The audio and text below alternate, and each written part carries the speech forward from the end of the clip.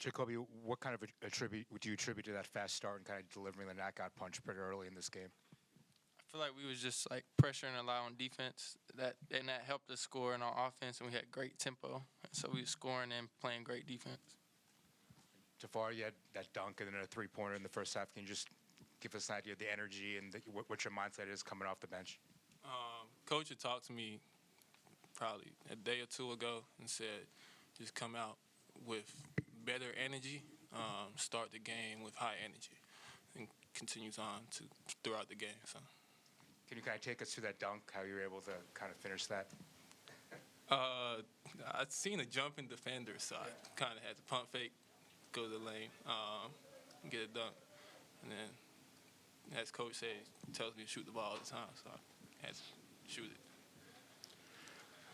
For both of you guys, just how much energy gets generated when you're engaged defensively like you were early on tonight? Yeah, I feel like that's really the main thing that got us going tonight. Just everybody was engaged defensively, so that helped us offensively. We emphasize defense every day, and that's what carries on to the offense, get us good shots. So. And can this type of effort be packaged? The Big Ten season is a long season.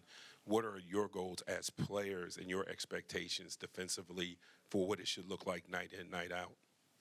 I mean, obviously, we think it should look like that night in, night out, but it might not. So we're just going to keep playing hard and try to make it look like that. Ja'Kobi, what do you feel the key was for you guys on the perimeter? You held them without a three for the first 26 minutes of the game. I mean, yeah, that was a big emphasis on the scouting report. They had 4 players shooting like 40% from three, so we just wanted to make them kind of dribble and play make. 19 games after this in league play, this is just the first step of what does it mean to begin tonight in conference play the way you guys did? I mean, yeah, that's huge. That's a big win, but we got Purdue Sunday. So. Just curious for you guys, for both you guys, it's common to see a team go against maybe a D3 opponent and play a half like that, or a really small program play half like that, but to do it against Ohio State, a really good Big Ten program, having a game like that as this team early in the season, what does that mean to you guys, and how special is that, and what does it say about you guys, what you're able to do here tonight?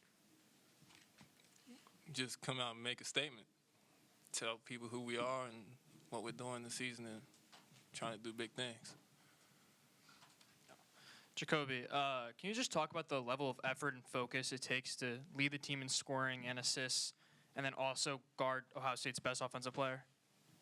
I mean, just our defense is like as a team, so we was guarding them as a team, just stopping them, and then offensively, I can just trust all my teammates, and they get me involved, and I can get them involved.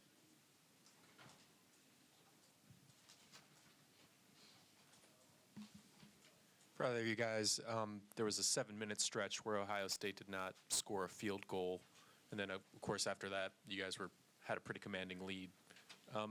When you're in a stretch like that, when they're not scoring anything against you guys, is there a recognition that that's happening, or do you just kind of look up and see that the scoreboard got lopsided? I think I just kind of looked up and seen, because we was just out there playing hard, so I didn't really notice till I looked. Ja'Kobi, in that moment where you took the Ohio State player's ankles and then hit that big shot, obviously that's like a play that every basketball player growing up dreams of making. And when the crowd goes crazy, kind of what was going through your head when that occurred?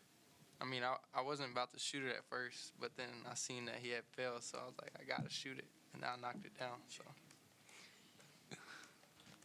Ja'Kobi, you mentioned it takes a team effort to guard a guy like Thornton. What was key for you guys in terms of stopping him, especially in that first half?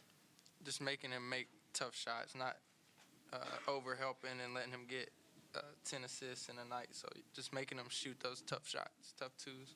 And I know you can talk all you want about wanting to run guys off the line, but then to actually go in a game and do it, what does that sort of take, especially a team that shoots as well as Ohio State? I mean, you just got to be locked in and playing super hard. So.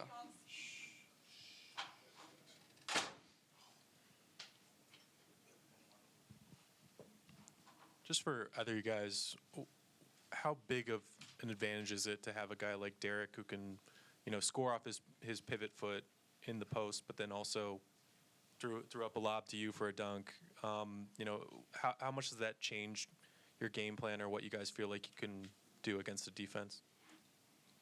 To be honest, we see what he does. We see what he does in game, in practice every day. He's a hell of a player. He can definitely find guys in the perimeter, lobs, like you've seen. It's it's a shell shock to me. What do you mean by that? He's a really good player.